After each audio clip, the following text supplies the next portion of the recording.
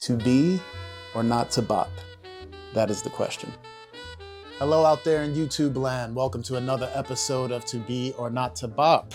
Today's record, you guessed it, another one of my favorites. It's my show. I gotta play my favorites. So this is a record entitled Newer Than New by the great Barry Harris. And this is what it looks like. Newer Than New. Now this is a true bebop classic. I like to say that the musicians on this record are the second generation beboppers. So we have the great Charles McPherson, who I've had the pleasure and honor of working with. We have the great trumpet player that not many people know about. His name was Lonnie Hillyer. He was also Charles's best friend. The great Ernie Farrell on bass. We talked about him on the Yusef Lateef record, Eastern Sounds. And Clifford Jarvis on drums. Most notably, we know him from Freddie Hubbard record, Hub Tones. So this is a great record. Another record, just by chance, that we are profiling Detroit musicians and a Detroit musician in Barry Harris. They have an amazing crop of musicians from Detroit. So I'm sure as this channel evolves, we'll be going over a lot of the work of Detroit musicians and musicians from all other places. But right now we're on a Detroit kick. So, Newer Than New. So I'll start just, talking a little bit about Barry Harris, if you don't know who he is. Great jazz pianist, to say the least. Really one of the true master musicians, period, and master educators. Someone who truly embodied the music he played and truly believed in it and fought tooth and nail for it and really held the flag for the music that he believed in so much, called bebop, for the masters he believed in so much, the great Charlie Parker, the great Bud Powell, Thelonious Monk, Dizzy Gillespie, Coleman Hawkins. This was a man who was with us from 1929, his birthday December 15th, 1929, and we lost him in December of 2021. Another musician who I had the pleasure of really knowing, getting to study with and work with him. And I met him pretty late in my life. I was in my early 30s when I met him, and I said, I had already went to jazz school and I had already went to college at that point. And when I first went to his class, I was much older, and I just was like, I can't believe I didn't know about this class when I was in my 20s, because I probably wouldn't have went to jazz school, just saying. His class really is probably one of the longest running jazz institutions that there ever was, because his class started in his home when he was a teenager in Detroit. He was a mentor and a teacher for musicians like Yusef Lateef, Donald Byrd, Pepper Adams, Joe Henderson, John Coltrane. He really had the ability, a lot of musicians are great teachers in addition to being players. But then there is a level of jazz musician teachers who really know how to explain the music and display it and show you how to do it. And Barry was unbelievable, a great master. And when I talk about teaching, he also was a great teacher in demeanor and spirit. He taught you so much about the music just with his energy and the way he was. Let's look at a little video of Barry. For those who don't know him, you get a feel for the kind of person he was. To me, the music is Western and Eastern. I think more Eastern is the rhythm, which we haven't concentrated on enough. A lot of you, I know you haven't concentrated on rhythm, and yet rhythm rules the world. If one thing got off rhythmically, the whole universe would collapse. Everything is perfect. Everything is perfect. The sun revolves, all that stuff is rhythm. And we should think of rhythm like, a lot of you, in order to really improvise, you got to think of rhythm. You got to think, ba-ba-dee-ba-dee-ba-doo-da, da-ba-dee-ba-dee-ba-doo-da. That sounds like bird. Ba-ba-doo-doo-doo-da, ba-ba-doo-doo-doo-da. But you say, ba-ba-dee-ba-dee-ba-doo-da, dee-dee-ba-doo-doo-dee. There we go. Ba-ba-dee-ba-dee-ba-doo-da, dee-dee-ba-doo-doo-dee. Hum it. Ba-ba-dee-ba-dee-ba-doo-da, dee-dee-ba-doo-doo-dee. Now we got to play it. Dee-ba-doo-ba-doo-doo-da, dee-ba-doo-ba-doo-da. We got to play that rhythm. We got to learn to think that the rhythm is the most important thing, really. so that you'll play a pattern. You make a, see, sometimes I try to say it because it's hard to tell. Well, just in that short clip, you can see the depth of knowledge, the depth of spirit, the energy, and the true passion of the great Barry Harris. I mean, let's dive more into this music of his and to this record, Newer Than New. This is entitled The Last One. This is, man, I love this. I love this track so much. It really embodies the spirit of bebop music, the particular style called bebop. One of the characteristics, or a few of the characteristics I think about when I think about bebop, I think of it as happy music. Very light, bouncy, very swift. It's happy, but it's not, by no means is it primitive. It's very swift and playful. And I think all of the musicians, from Barry to Ernie Farrell, Lonnie Hillyer, Clifford Jarvis, they all are just really exemplifying all of those things in it. A playfulness, virtuosity, the spirit, the depth. This track, let me just play it for you so you can see what I'm talking about.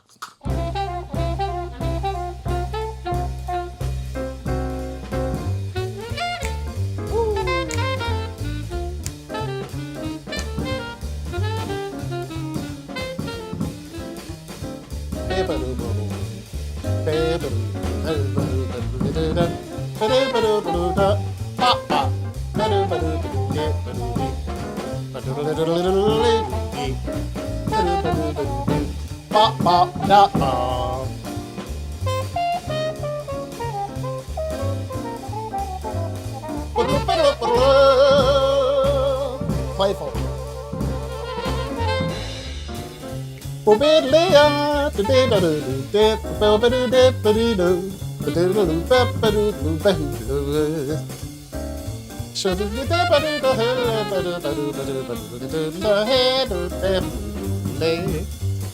So that's Charles McPherson we're listening to there.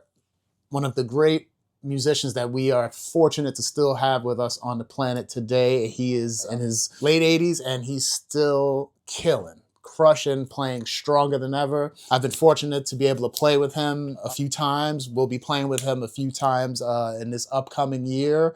He's a hero of mine, a mentor of mine. This is him at his earliest, already in this recording at a young age, but he was already a master, already to me, to my ears, fully developed as a master of bebop music. You can absolutely hear the Charlie Parker influence, but you can absolutely hear he does it in his way, in his voice, fully formed. Charles McPherson. Let's go back to his solo.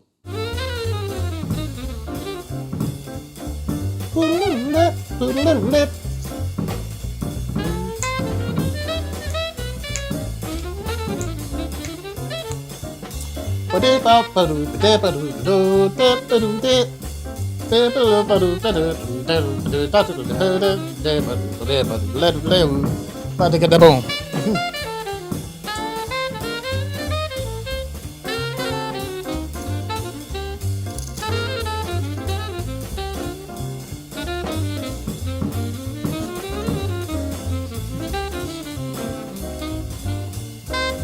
Barry Harris's piano playing is calming.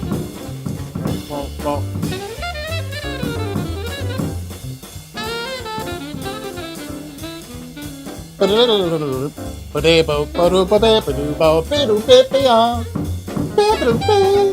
Yeah.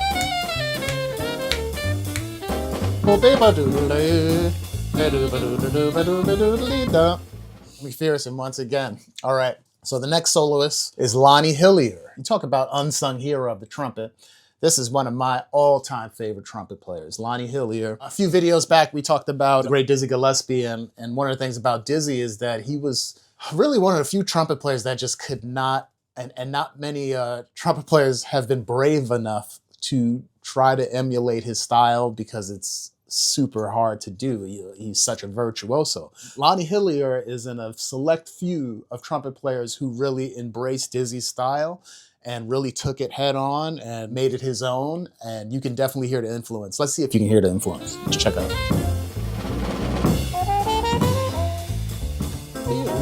Bop, bop, bop, bop.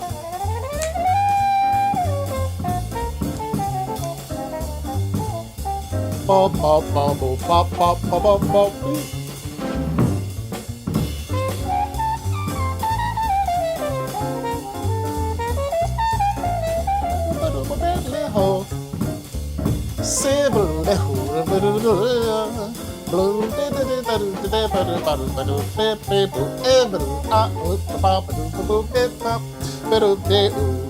So smooth, so lyrical, so unique. The phrasing is just top notch. And meanwhile, Clifford Jarvis back there on that bass drum, kicking. Man, I can't tell you how much I listened to this record, obviously, but this Barry solo. Ugh.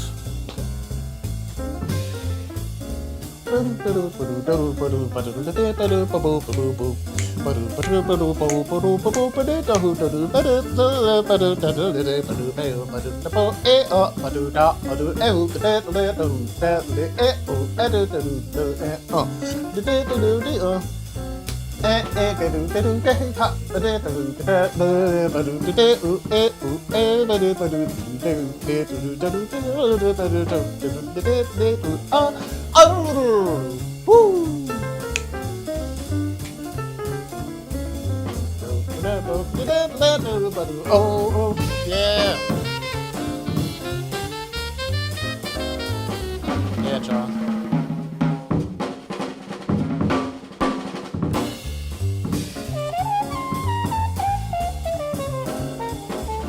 Yeah.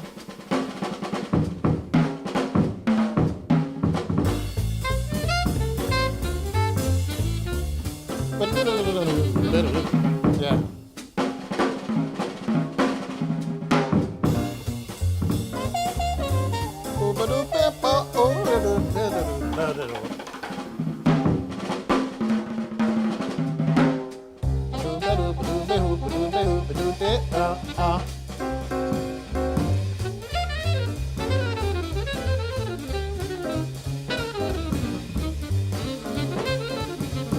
Oh, come on.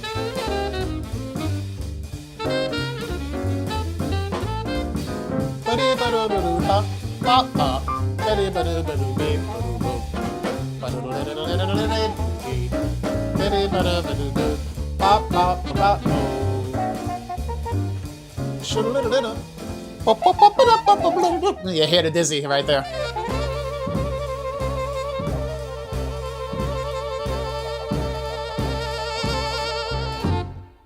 The last one. All right, so we're gonna go into this next track. This is another Barry Harris original. So most of the tracks on this record are Barry's original compositions, original songs. That last one, called The Last One. It was called that because it was the last track on the date.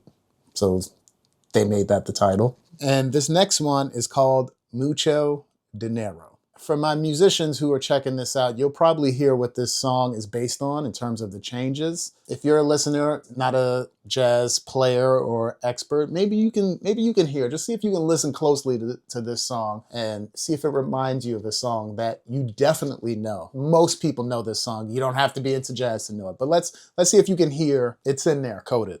All right, Mucho Dinero.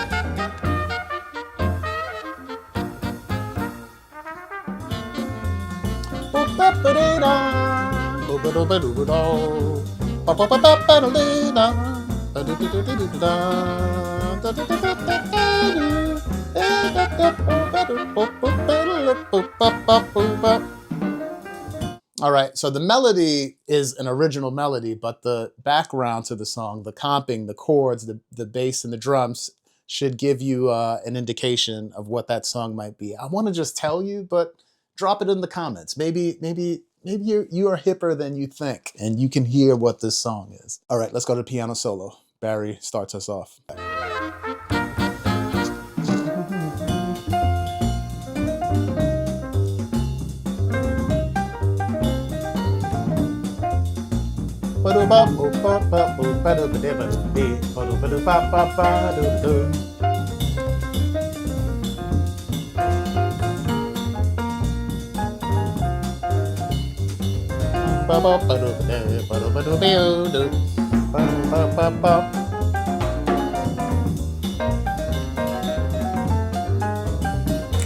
I like this line right here.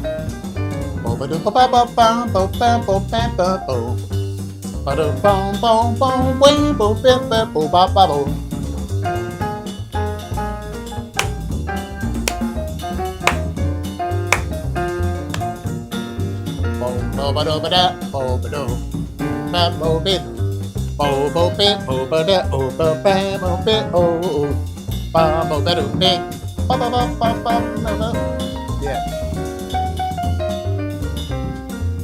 All right. Let's hear the trumpet solo. Lonnie Hillyer.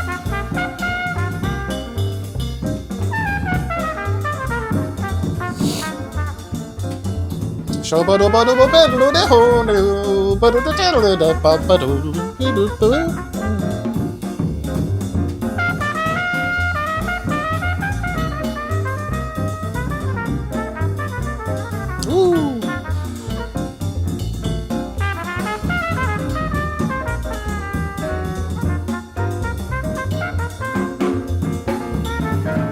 So that was a great solo, once again by Lonnie Hillyer. If you know Dizzy's playing, I'm quite sure you can hear the similarities, the phrasing. The one thing that's a little bit different, he doesn't play quite up in the high register the way Dizzy does, at least on this recording. But certainly you can hear a lot of the other characteristics and nuances that are reminiscent of Gillespie. Yeah, let's keep it rolling. Let's hear Charles' solo. Charles McPherson, yeah.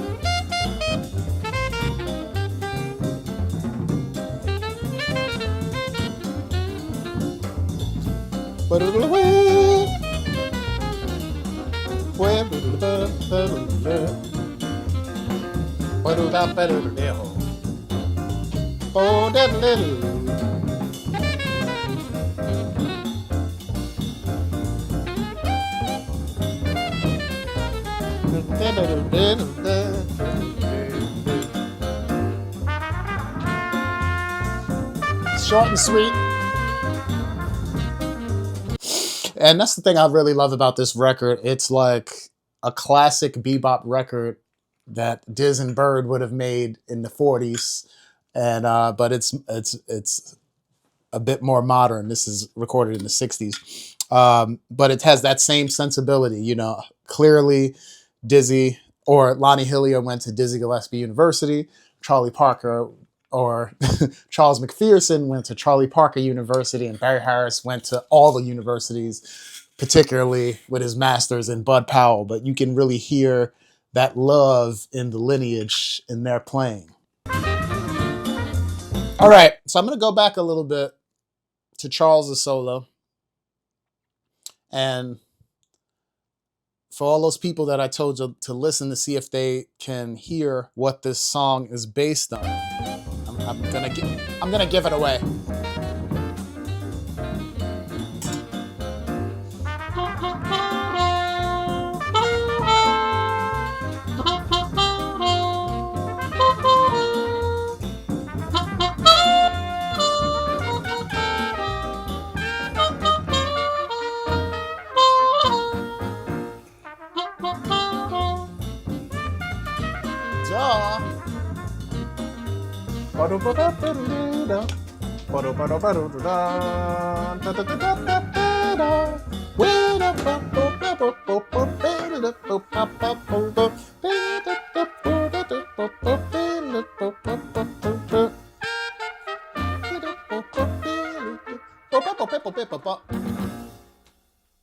Mucho Dinero.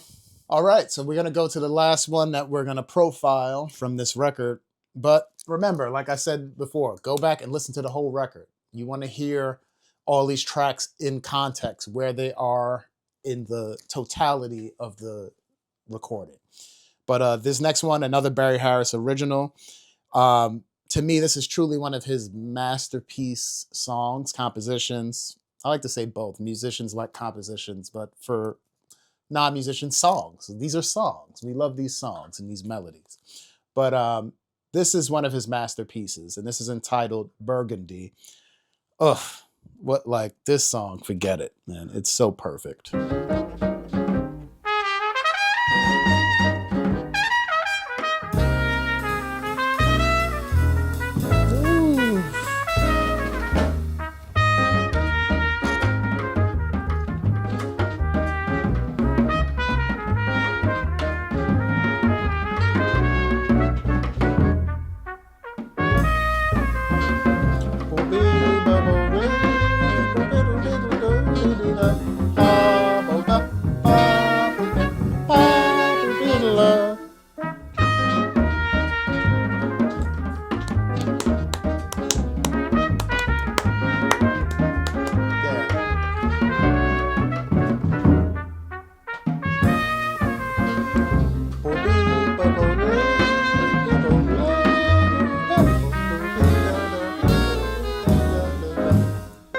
Beautiful Barry Harris solo.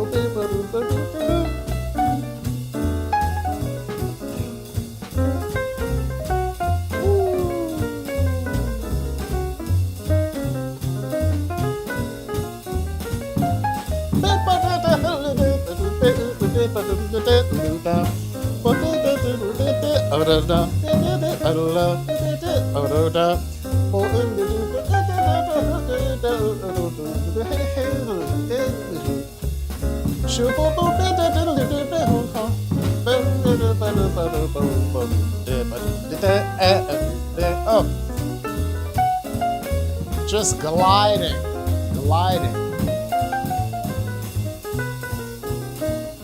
So relaxed.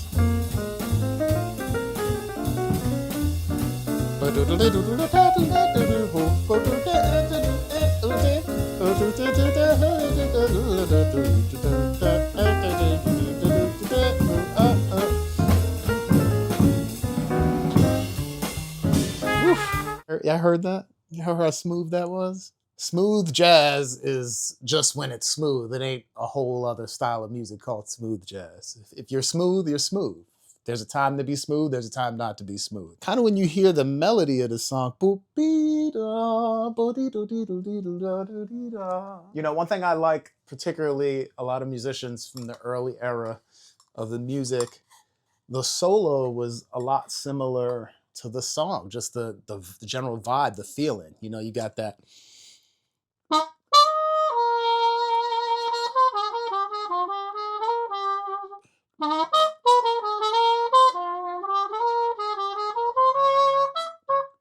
So then when we go to Lonnie Hillyer's solo, let's hear how he treats it. You can almost hear it's very similar to the way he plays the melody.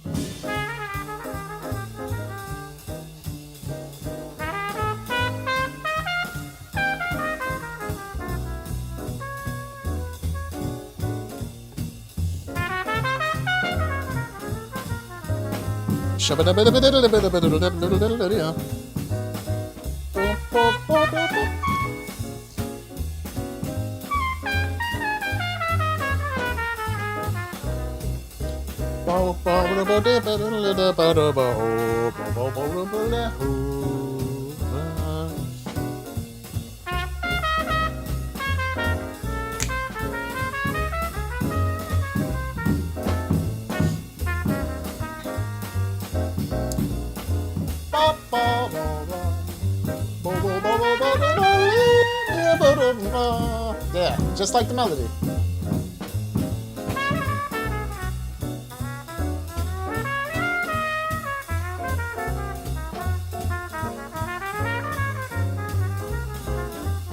Yes.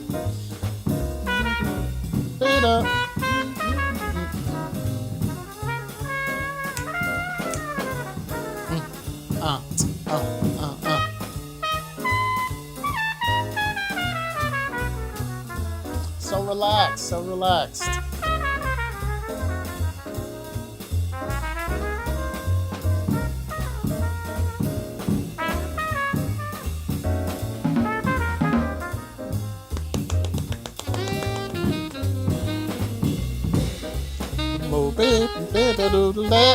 Charles McPherson.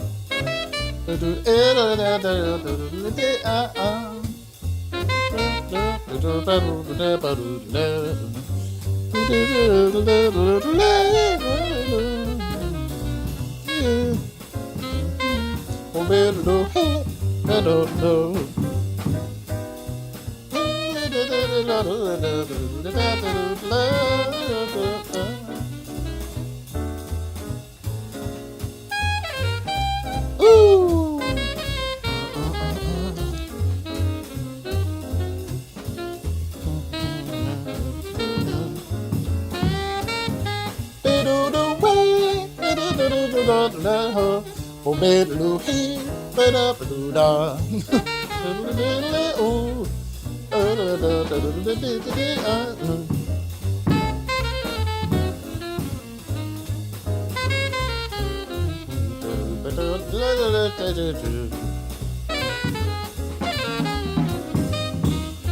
In love, oh love.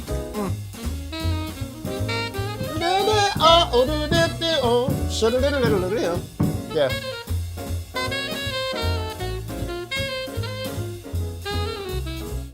Yeah, incredible, incredible. You know, Charles has a story.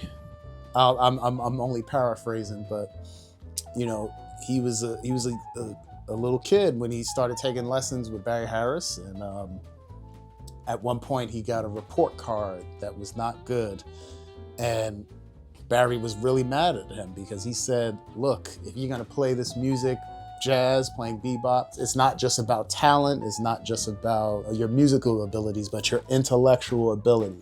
And he said from there that changed his life, you know, because it made him a more well-rounded, not just musician, but a thinker. And it's cool to hear Barry, essentially all of these guys that he's playing with on his recording are his students. They took heed to what he taught them and his approach and those great things that he instilled in them, and he collaborated with them and recorded with them. That's just one of the great pleasures of my career, is that I've had the opportunity to play with Barry Harris. It was a great thrill, a lot of pressure in the beginning, you know, because he was so smart. He knew so much about the music that, like, I was just so self-conscious of anything that I played, because I knew he knew the root of it, where it came from. He was the real deal. But eventually, over time, I got more comfortable playing with him, and it was just one of the great joys of my life. I feel so honored that I was able to be a small part of his circle at one point in life. That was probably from like 2016 to 2020. And yeah, amazing. Great Barry Harris. Thank you so much for watching this episode of To Be or Not To Bop. Once again, don't forget to like, comment, subscribe. Let us know what you think of this episode. What do you think about Barry Harris's music? What are some of your favorite tracks from it? Let us know in the comments. Thanks so much. See you soon. To be or not to bop? That is the question.